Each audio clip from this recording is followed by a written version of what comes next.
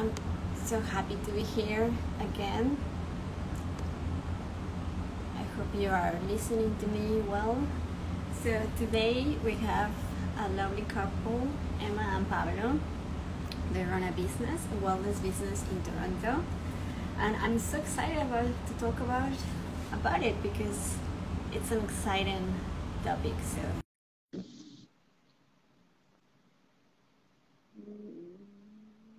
just 1 second because yeah. Hi. Hey. How are you? Oh. Hi. I'm so happy and grateful that we're having you here. I'm so excited. Yay. Thank you for having us. Yeah, thank you. We're very excited to So, I was telling that you have a wellness based business here in Toronto, and it's all about hugging therapy. So, what do you first tell me about yourself? I would like an introduction about who you are, and then what it's about the hug therapy. I'm so excited about it. Yay. Do you want to start? Okay. Well, my name is Pablo. This is Emma. We're together in a relationship, but we also work together in business. And we started this small business called the Cuddle Couple, where we offer cuddle therapy, and we also offer relational coaching.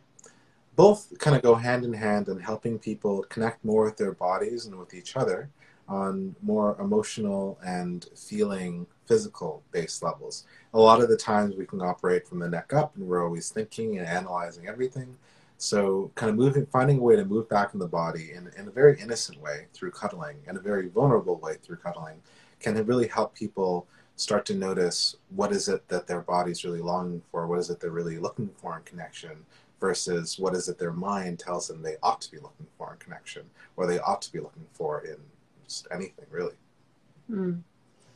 Yeah, it's been a really fun journey. I think that something that people really love by seeing us is just being able to, yeah, as Pablo said, not just operate from the neck up and really kind of explore what we're feeling through our body, what's coming up as we're being hugged or as we're being we don't often get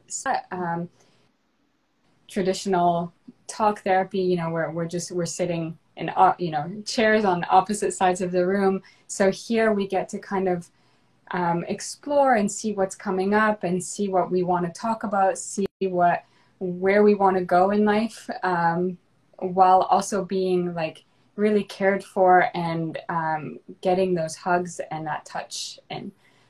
Which can be very different for a lot of people. Yeah, one of the things that we were talking about is that for some cultures, we are used to getting hugs and to be friendly with people, but in some cultures not. So how do you manage that? How do you talk to people about this therapy in a way that you can say it's beneficial for you and it's nothing sexual, or it's nothing like it will hurt you? How do you manage that? Yeah, well, the thing is, a lot of people that we want Toronto to be more, not just Toronto, everywhere, to feel more cuddly, to feel more able to ask and receive touch in a platonic way, in a non-sexual way, to be able to explore this space. The fact is that touch and hugs are essential, like are vital for our well-being and our survival. Without touch, we really wouldn't be able to survive. And so just educating on the fact that this is so important, and that, a lot of people here may not have received that amount of touch or known that it's important and that it's necessary. So just kind of bringing awareness around that, letting people explore that in a safe space to see how it feels, to see how they would want to incorporate it more into their lives. But it's definitely something we can tell, like the people who have had a lot of that, maybe from their culture, their background, maybe even when they were younger through their families, and just really want more of that. But then we also meet a lot of people who have not had that at all, and who have missed a lot of touch, and just really want to you know, wanting to bring so much more of that into their lives, you know. So we see the full gamut of experiences around touch. Yeah, and the way that this can really contact anyone from any background really is that even I think in the 1950s or so, they were already doing studies on touch and the effect on children to have touch, like to have a neglect of touch. We already know that even babies can even come to as close as dying if they aren't receiving touch when they're an infant. It's a way that they really start to really kind of connect and feel. I don't know. It almost makes, I want to say, like, feel wanted. I mean, if you're coming into the world and there isn't a sense of belonging from the get-go, and there's just kind of, I imagine, this space of floating in space, it can really wreak havoc on the nervous system. But they were even seeing that with kids, 4 to 7, I think they did 4 to 10, where seeing how kids would develop when they weren't able to express or receive affection for whatever reason, it also increased levels of anxiety and depression and all these other really negative feelings. It's through this kind of touch, this affection, this care, that we start to develop a more secure sense of connection with other people and those around us. It lets us express our needs more. It lets us notice what we need more in other people. And like it could be that we go into life without this experience of touch, without this experience of affection beyond a relationship, and we end up putting so much pressure on a relationship just to have all of our needs met, when really we're designed, like at an early age, like as kids, to reach out for connection, to limit ourselves just to romantic connection, it is going to cause a strain here or there. So yeah, it's really fascinating. Mm-hmm. That's awesome. One question I have is, how do you manage someone that is new to this kind of therapy? Maybe they are afraid, or maybe they don't know what to expect. How do you manage that? What do you tell your clients when it's their first approach? Well, this is something that is so new to this, you know, to Toronto and to Canada. There's a lot more of it in the States and some other areas, but it is very new here. So we get that from almost anyone that we see. And yeah, I think it's, you know, showing them who we are through our social media, through our website, through talking to them. We also offer consultation sessions where we'll get to know them, really kind of put their mind at ease, answer their questions, tell them, you know, that it's normal to feel a little scared or a little anxious or not know what it is. Yeah, and then in the sessions themselves, in that first session, we have time at the beginning to kind of sit, breathe, you know, get them familiarized with the space. Even if we're in their space, it's like getting familiar with this space between us. And just going really at their pace, checking in all the time, reassuring them. Most people feel that nervousness before arriving, and then as soon as they're with us, they're like, okay, it's okay. Like we get that frequently, where it's like as soon as they meet us and kind of we start very gently, very slowly, then they start to feel more comfortable. So yeah, I would say, and a lot of it is about like that education, that awareness building that we're trying to do through our social media, just to get people to understand what it is, know what it is, provide testimonials, provide photos and videos to show more about what this is. Yeah, and even just the time leading up to the session itself, we also have our basic intake form. And even there, we ask some questions about their level of comfort, what they're looking for. This is all really an experience just for the client. Like we're here to provide a space, but it's really just all about moving at your own space, at your own pace in this space. Sometimes people will really kind of stay in the warm-up exercise for a very long time, or almost the whole period. Some people want to talk more. Some people will want to go into movement or visualization. Some people will want to different have things all come the up. hugs as soon as they exactly. walk All in. sorts of things Yeah. all sorts of things come up, and it's something that it just unfolds really organically. Really, it's just that in this space, I think it's different to enter a space thinking, oh, I'm going to be professionally cuddled. And really what that means is that there isn't going to be any stake for you. There's not going to be any risk. You know, you're not going to lose a friendship or lose a relationship or change a friendship or change a relationship. It's just, it is what it is. This is a space for you to explore the full breadth of what cuddling can mean for you and touch can mean for you. It could be that, you know, there are different ways that you wanted to be held that you were nervous to ask for, or you thought maybe wasn't an appropriate way to ask for your age or something like that. There could be all sorts of things. But getting to know what actually feels good for your body in a space where you know you're not being judged can really get you to realize how much more you could be getting from your friends and your relationships in general. Yeah, and we like to say that this is really a space to practice.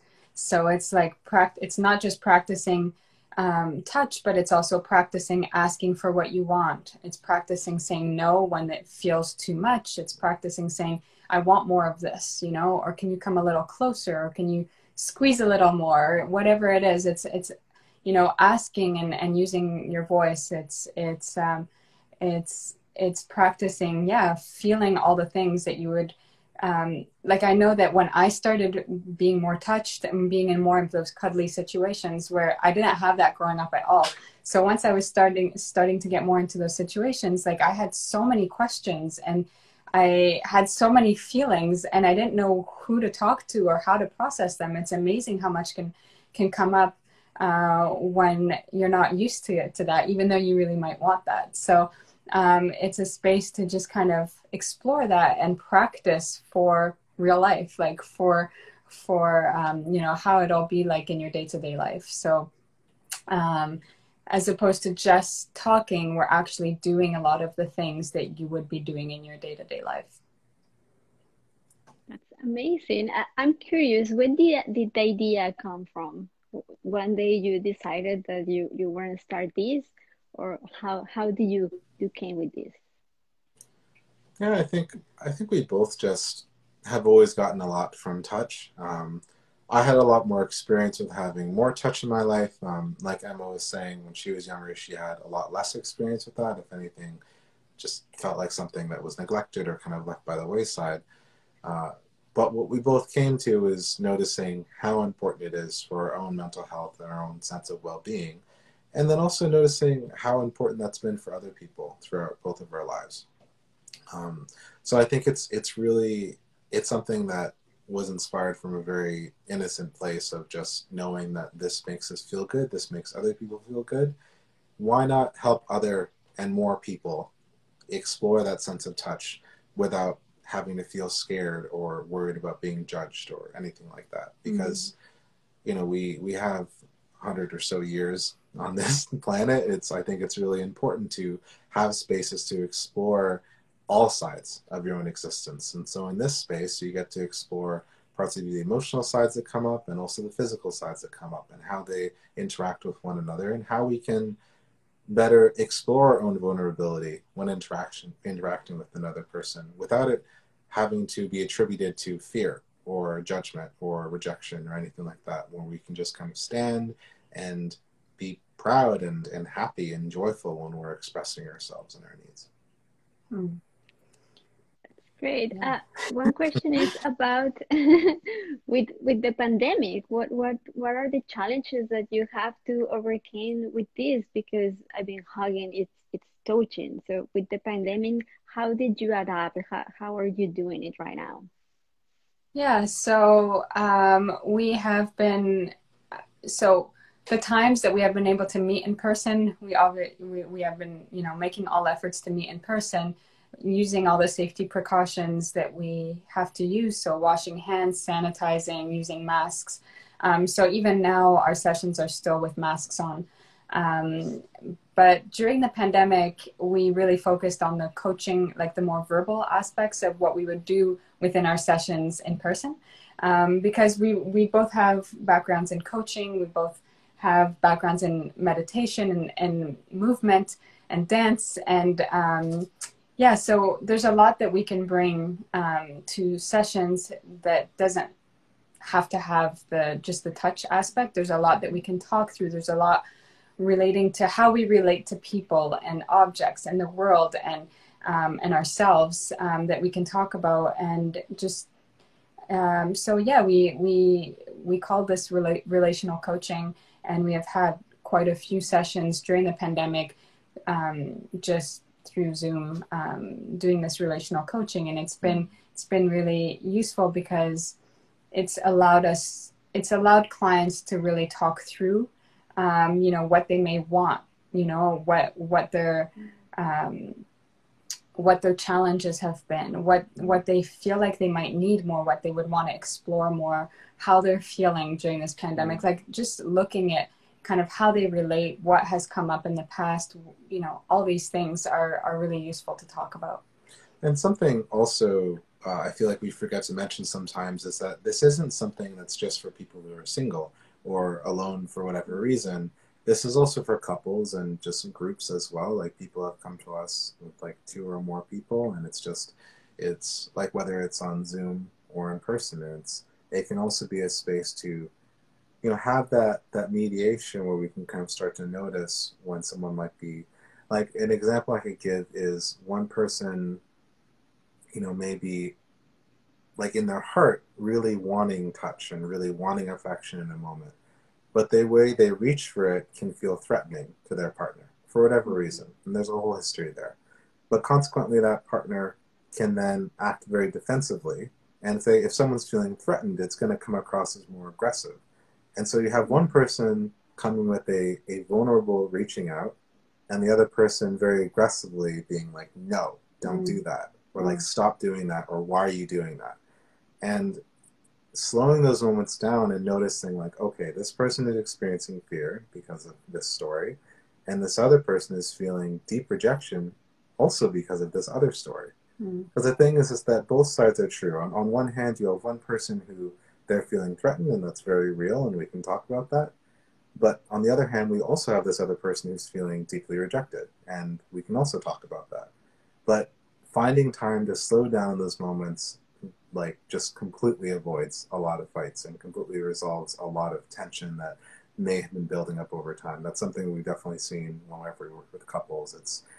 It's really painful to have a dynamic where 2 people love each other or 2 people care deeply for each other, but they don't understand why they keep on hurting one another. And they don't want to, but they enter that space and then they feel hurt. And it's really hard when you're in it to just pause and slow down. And so it really helps to have people like us around that can really be there in those moments and be like, okay, like you're feeling this, we see that, you're feeling this, we also see that. Now let's like separate those for a moment, let's break those down, and let's appreciate where both of you are coming from. And so we can move forward and kind of navigate what is it that you're both trying to express and what sweet spot you both really want, because both people are often entering because they do want that softness, but the way it comes together ends up not working and creating something different completely unintentionally. And that can work for single people too, people who are in between relationships, to explore that. Something that I feel like stressing for the in-person sessions is just like this sense of belonging. I think that for people who are missing touch or who are wanting touch in a different way or wanting more touch, like even when we feel like we have kind of touchy people in our life, like people who like to hug, it could be just like 30-second hugs here and there. It might not be fully what we need, So I just want to emphasize like that touch can be so healing and bring us, not rationally, but in our body, like that sense of belonging again. And so we have found like very quickly people who have been, either it's because of the pandemic or because of other things, who have been needing that touch, who have been craving more touch in their lives, like very quickly feel a lot better because they like that feeling of being cared for and feeling like that sense of belonging is very, very real. on a body level. Yeah, it can be extremely illuminating, because there are definitely clients that come in and within a couple of minutes they'll express feeling, and that they may even start tearing up, expressing like, I've never felt cared for. Like, I've never felt like when I'm entering a touch atmosphere, like the other person is thinking about what I need and how I'm feeling and whether I want to pause or stop, or whether something's comfortable for me. This is a space where we're really trying to offer that. We're really trying to show people that there is a way to softly engage with others, and there's a way to consciously engage with others and consciously ask what we want, say no to what we don't want. And so we don't have to enter touch ever with a sense of fear or risk. It's more that we can, I often, well, I don't want to get too much into the, like, another explanation, but yeah, it's really, really helpful. And it really, I've seen it help people shift how they approach relationships dramatically as a result. Because otherwise, if someone's always expecting or not even knowing that they could experience feeling heard or listened to, then how is someone going to know what that feels like in any relationship? They're only going to be used to, okay, well, I'm gonna hug this person and they're gonna hug me too long and it's gonna be annoying, or I'm not ever gonna hug me like this and I don't like it. And so it's hard to know that, like, you can approach hugs differently, you can approach people differently, and you can also identify people, like different kinds of people, where otherwise you'd just be used to always being disappointed in some way. And sorry, we're talking a lot. I feel like passionate. But yeah, we also work with people who feel afraid of touch, or who feel kind of even repulsed by touch. We've had a few clients who just don't like touch at all and are wanting to explore that and see that, like, feel into that. As Pablo mentioned before, we don't have to hug. We don't have to hug. We don't have to. It's not like you walk through the door and we're just like squeezing you. It could end by, like, the end of the session is just a touch of the hand, So we really, really work at each client's pace. But yeah, we work with people who have had fears of touch, who have had bad experiences with touch, who don't like touch. And that can be really, really interesting to explore and healing as well, in that way as well. So yeah, we don't just see people who are just, really, really into touch and really comfortable with it necessarily. Yeah, what I'm hearing is that it's healing through touch, through hugging, but it's not just that. It's also the talk about it. It's also feeling in the safe space. It's also about those feelings, about leading the need, having the person to feel those needs and to feel what they really, really want. So I think it's a whole approach. It's not just the hugs, it's not just the touch, it's everything in between. So I am loving that part. One question that I have is, how do you approach someone that had abuse in their life? I guess it's difficult. How do you approach that? That's something that I feel the more and more we practice, and just the more and more I've ever encountered anyone who goes through abuse, is that something that's very important to recognize is that there are soft ways that we feel uncomfortable. Most of us can feel uncomfortable in very, I want to say, soft ways, like we taste something that we don't like, and so we spit it out, or we just swallow it and we don't finish the drink. But other people with abuse, it's deeper, right? It's not really in the space where they need to have to just swallow it. The pain can happen immediately, like as soon as this foreign, or this, to them, what could feel like poison or dangerous touches the lip, or when the hand touches the body, can immediately evoke a sense of danger.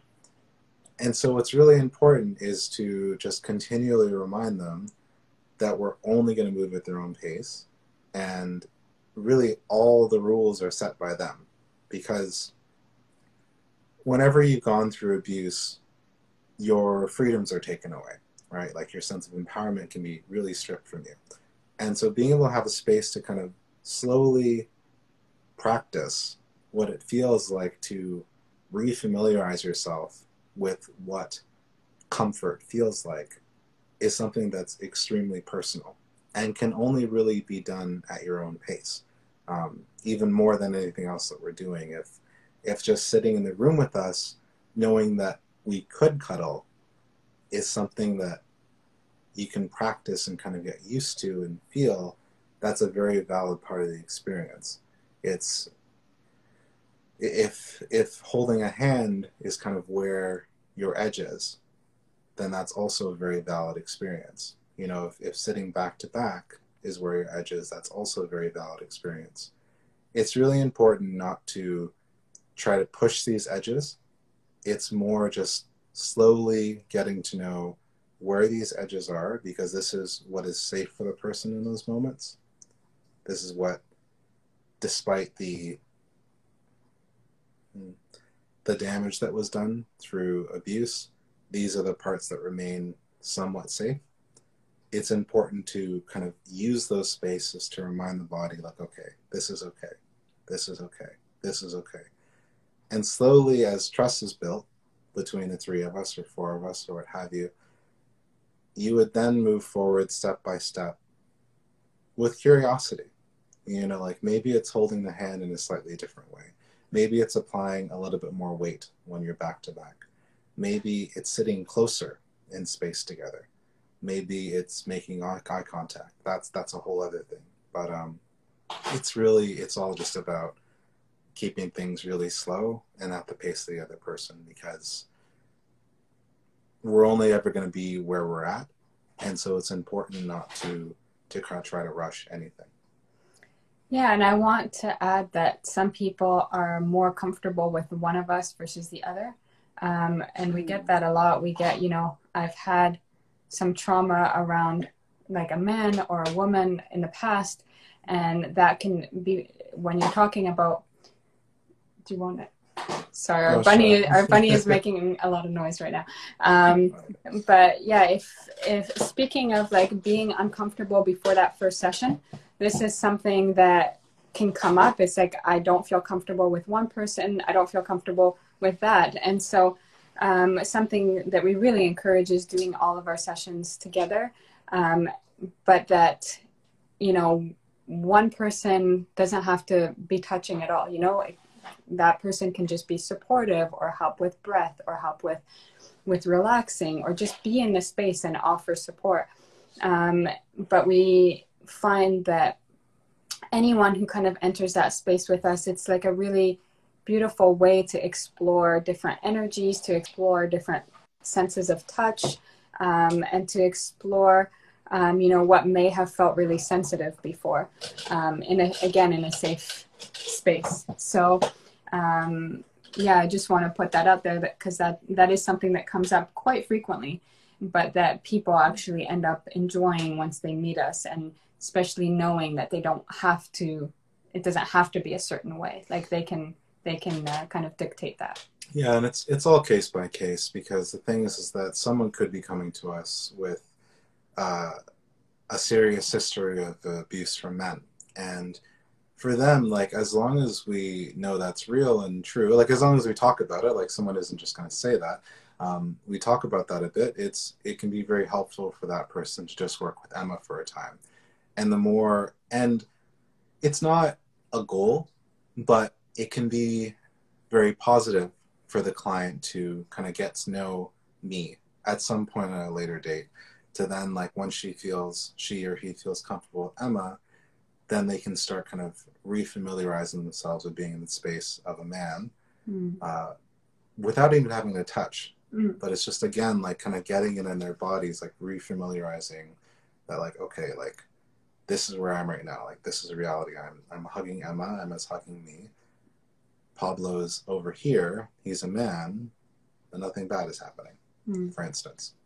And And it's the same way we approach costs too, and everything like that. Is that, you know, everything's case by case. We have our standard rates, but of course, if ever anyone brings something forward where they actually really need help, we can adjust. So similar with the couples, we can also adjust if it ever really calls for it. Yeah, and last thing I'll say is that because we're coaches too, we can bring in that coaching aspect, that's like that verbal supportive aspect.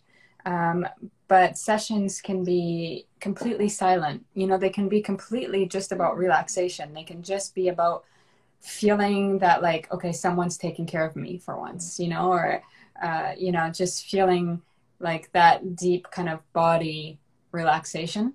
And we don't even need to talk at all.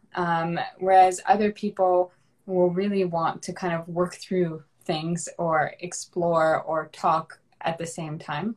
And that may also change for the same person from session to session to session.